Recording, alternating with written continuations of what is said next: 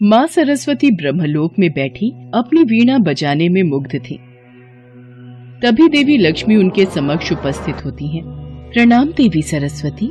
प्रणाम देवी लक्ष्मी। आपने ब्रह्मलोक में पधारकर यहाँ के वातावरण को और भी मंगलमय बना दिया है।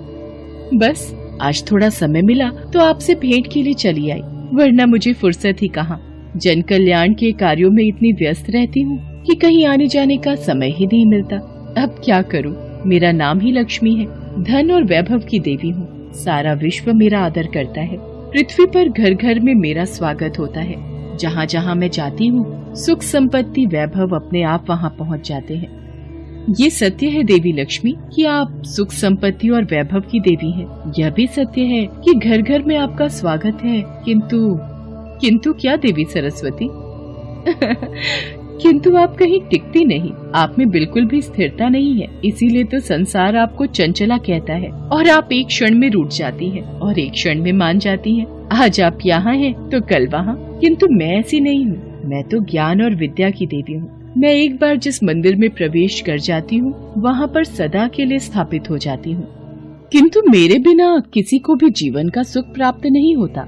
मैं धन हूँ देवी सरस्वती, और निर्धनता सबसे बड़ा अभिशाप है। धन तो मैं भी हूँ देवी लक्ष्मी, पर अंतर सिर्फ इतना है, आपके द्वारा दिया गया धन सिर्फ तन के लिए होता है और मेरे द्वारा दिया गया धन मन के लिए है। आपके द्वारा दिया गया धन कोई भी चुरा सकता है या फिर छीन सकता है, पर मेरे द्वारा दिया गया धन ना तो चुरा सकता है ना ही कोई छीन सकता है। और सबसे बड़ी बात तो ये है, मेरा दिया हुआ धन जितना भी बांटिए उतना ही बढ़ता है। देवी सरस्वती, आप जानती हैं राजा को राजा क्यों कहते हैं? क्योंकि उसके पास मैं हूँ। आप भूल रही हैं देवी लक्ष्मी, ताज मुकुट का तब तक कोई अर्थ नहीं जब तक उसके पीछे राज तिलक का आधार ना हो, बल ना हो, संस्कार ना हो। राज तिलक के पीछे शक्ति होती है मंत्र की, विद्या की, ज्ञान की। और सच तो ये है देवी लक्ष्मी, जिसके पास मेरी दी हुई बुद्धि की शक्ति ना हो उसके पास आपका दिया हुआ धन भी नहीं रह सकता।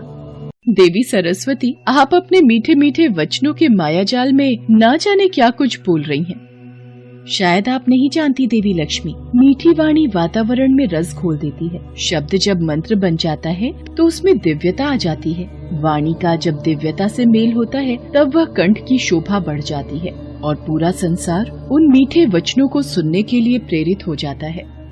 पर सच तो यह है देवी सरस्वती, मेरे आने से उदास वातावरण भी रंगमय हो जाता है। मेरा आगमन रोते हुए को हंसा देता है। और ये बात तो आपने अवश्य सुनी होगी कि भूखे पेट तो भजन भी नहीं होता। देवी सरस्वती, अब तो आपको मानना ही होगा कि मैं श्रेष्ठ हूँ।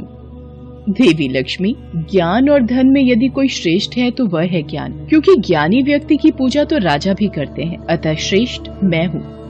देवी सरस्वती, हम इस विवाद में ना पड़कर कि हम दोनों में से कौन श्रेष्ठ है, हम इस बात का फैसला भगवान विष्णु पर छोड़ते हैं कि हम दोनों में कौन श्रेष्ठ है। मुझे स्वीकार है देवी लक्ष्मी।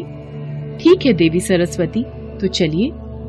देवी सरस्वती और देवी लक्ष्मी, इन दोनों में कौन श्रेष्ठ है, इस बात का फैसला सुनने के लिए वो दोनों भगवान विष्णु के पास पहुंची। देवी गंगा भगवान विष्णु के समक्ष पहले से ही उपस्थित थीं। देवी लक्ष्मी भगवान विष्णु के समक्ष बैठ जाती हैं, पर वो देवी सरस्वती को बैठने के लिए नहीं कहती हैं। इस पर देवी सरस्वती देवी लक्ष्मी से कहती हैं, हे देवी लक्ष्मी, आप मुझे स्वयं यहाँ लेकर आई हैं, पर आपने मुझे आसन ग्रहण करने के लिए नहीं कहा। क्या विष्णु लोक में अतिथियों का सत्कार इसी प्रकार किया जाता है? क्षमा कीजिए देवी सरस्वती, देवी लक्ष्मी तो भगवान विष्णु के हृदय में निवास करती हैं और मुझे अपने चरणों में रहने का अधिकार स्वयं भगवान विष्णु ने ही दिया है। और रही आपकी बात, आपके लिए तो सदैव ही यहाँ पर स्थान की कमी रहती है। यह समस्या मेरी नहीं, आप ही की है। मैं आपकी अतिथि हूँ, इसलिए आपको अपने स्थान पर मुझे बिठाना चाहिए। देवी सरस्वती, मैं तो अपना स्थान छोड़ने की कदापि सोच भी नहीं सकती, और मैं अपना स्थान छोड़कर भला कहाँ जाऊंगी? तो देवी लक्ष्मी, आप मुझे यहाँ लाई ही क्यों? अब तो यह बात मुझे स्वयं भगवान विष्णु से पूछनी पड़ेगी कि यहाँ मेरा स्थान कहाँ है। किंतु इस समय यह संभव नहीं है देवी सरस्वती। श्री हरि इस समय योग निद्रा में है। तो क्या हुआ देवी लक्ष्मी, मैं उन्हें जगाऊंगी और मैं आपको इसकी अनुमति कदापि नहीं दूं। देवी लक्ष्मी, इस समय आप मेरा घोर अपमान कर रही हैं। देवी सरस्वती, देवी लक्ष्मी सत्य ही तो कह रही हैं। देवी गंगा, मैं जानती हूँ आप देवी लक्ष्मी की हाँ में हाँ क्यों मिला रही हैं, और मैं ये भी जानती हूँ कि मेरे विरुद्ध लगातार आपके कान कौन भरता रहता है। आप गलत समझ रही हैं देवी सरस्वती, भला मेरे कान कौन भरेगा? देवी गंगा देवी सरस्वती का संकेत मेरी ओर है, ये सोच रही है कि मैं आपको इनके लिए भड़काती हूँ। देवी लक्ष्मी, मुझे संदेह ही नहीं पूर्ण विश्वास है। यह सरासर अन्याय है देवी सरस्वती। यह बात मैं अच्छे से जानती हूँ कि आप भगवान विष्णु के चरणों में स्थान पाने के लिए सदैव ही व्याकुल रहती हैं, किंतु भगवान श्री हरि ने यह स्थान स्वयं मुझे दिया है। आप तो बेकार में ही देवी लक्ष्मी पर क्रोधित हो रही हैं। गंगा सत्य कह रही है देवी सरस्वती। मैं भली भांति जानती हूँ आप दोनों मिलकर मेरे खिलाफ कोई षड्यंत्र रच रही हैं। देवी सरस्वती, यदि आपके मन में देवी लक्ष्मी के लिए कोई बैर है तो कृपया करके मेरे साथ भी इस तरह का व्यवहार नहीं करें तो यही उचित होगा। देवी गंगे, मैं जानती हूँ मैं स्वयं इतनी सक्षम हूँ कि एक दिन मैं अपने ज्ञान, अपनी बुद्धि और अपनी योग्यता से भगवान श्री हरि के चरणों में ही नहीं, उनके हृदय में भी स्थान जरूर प्राप्त कर लूंगी। नहीं देवी सरस्वती, नहीं, वो दिन कभी नहीं आएगा। नारायण के हृदय में मेरा निवास है, और कोई कितना भी शक्तिशाली क्यों ना हो, मुझे श्री हरि के हृदय से कोई नहीं निकाल सकता। अच्छा, तो आप मुझे चुनौती दे रही हैं देवी लक्ष्मी। देवी सरस्वती, आपका विवाद गंगा से आरंभ हुआ था और आज आपने उस विवाद को आगे बढ़ाकर मेरे तक पहुंचा दिया। देवी सरस्वती, यदि आपको मेरे से ईर्ष्या है कि मैं धन वैभव की देवी हूँ तो इसमें बुरा मानने वाली कौन सी बात है। यह स्थान तो मुझे स्वयं आदिशक्ति परमेश्वरी ने दिया है। अच्छा देवी लक्ष्मी, आपको इतना अहंकार है अपने वैभव और ऐश्वर्य पर, तो मैं आपको इस स्थान से अर्थात विष्णु लोक से दूर करती हूँ। मैं आपको श्राप देती हूँ, आप विष्णु लोक छोड़कर धरती पर चली जाएंगी। देवी सरस्वती देवी लक्ष्मी को श्राप दे देती हैं कि वो तुलसी रूप में धरती पर रहेंगी। इतनी देर में देवी गंगा देवी सरस्वती को श्राप देती हैं कि देवी सरस्वती धरती पर नदी रूप में प्रवाहित होंगी। देवी सरस्वती गंगा को श्राप देती हैं कि वो धरती पर बहकर पापियों के पाप धोएंगी। एक दूसरे से क्रोध में श्राप देने की बात देवी परमेश्वरी के कानों तक पहुँचती है। परमेश्वरी देवी, कि आपकी रचाई दोनों शक्तियाँ लक्ष्मी और सरस्वती आपस में झगड़ा कर रही हैं, ऐसा क्यों? देवी काली, धन और बुद्धि में तो सदैव संघर्ष रहा है। इन दोनों ने सदैव ही अपने आप को श्रेष्ठ कहा है। ऐश्वर्य कहता है उसके बिना सब व्यर्थ है, और ज्ञान कहता है उसके बिना सब व्यर्थ है। दोनों के बीच श्रेष्ठता का ये युद्ध सदैव चलता रहा है और आगे भी चलता रहेगा। परंतु इसका परिणाम क्या होगा? ये तीनों देवियाँ कहाँ जाएंगी? देवी काली, जन कल्याण की सहायता के लिए देवी लक्ष्मी राजा धर्मध्वज के घर तुलसी रूप में जन्म लेगी। देवी सरस्वती एक कल्याणकारी जलधारा के रूप में प्रकट होंगी और देवी गंगा को भागीरथ नाम का एक महान तपस्वी राजा धरती पर उतार कर ले जाएगा।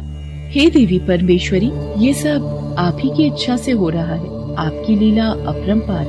देवी लक्ष्मी, आप किस चिंता में हैं? स्वामी, मुझे देवी सरस्वती ने श्राप दिया है कि मैं पृथ्वी लोक पर एक साधारण मानव रूप में आपसे दूर रहूंगी। देवी लक्ष्मी, ये श्राप के कारण नहीं है, ये तो विधि का विधान है। ये पहले ही तय हो चुका था। वो देखिए, पृथ्वी लोक पर राजा धर्मध्वज, जिनकी कोई संतान नहीं है, वो आपको संतान रूप में पाने के लिए बहुत समय से तपस्या कर रहे हैं। उनके शरीर पर मिट्टी ने अपना कब्जा कर लिया है, और कहीं ऐसा न हो कि देर हो जाए, कोई वन्य जीव जंतु उनको अपना शिकार बना ले। ओम श्री लक्ष्मी देवाय नमः। ओम श्री लक्ष्मी देवाय नमः। ओम श्री लक्ष्मी देवाय नमः। ओ कमल लोचन, ये मैं क्या देख रही हूँ? राजा धर्मध्वज तो मेरे ही नाम का स्मरण करके तपस्या कर रहे हैं। मुझे उनको वरदान देना ही होगा। परंतु देवी सरस्वती ने मुझे श्राप दिया था कि मुझे आपसे दूर होना होगा। मैं आपके बिना पृथ्वी लोक पर कैसे रहूंगी स्वामी? देवी लक्ष्मी, आप इस बात की चिंता मत कीजिए। जिस तरह आप मेरे बिना अधूरी हैं, उसी तरह ये विष्णु लोक और मैं भी आपके बिना अधूरे हैं। मैं आपसे बहुत जल्द मिलूंगा। आप अपना कर्तव्य निभाइए। मुझे आज्ञा दीजिए नारायण। और फिर देवी परमेश्वरी की इच्छा से देवी लक्ष्मी ने तुलसी रूप में, देवी सरस्वती ने नदी की धारा के रूप में और देवी गंगा ने अपने वेग से बहते हुए जन कल्याण में अपना सर्वश्रेष्ठ स्थापित किया।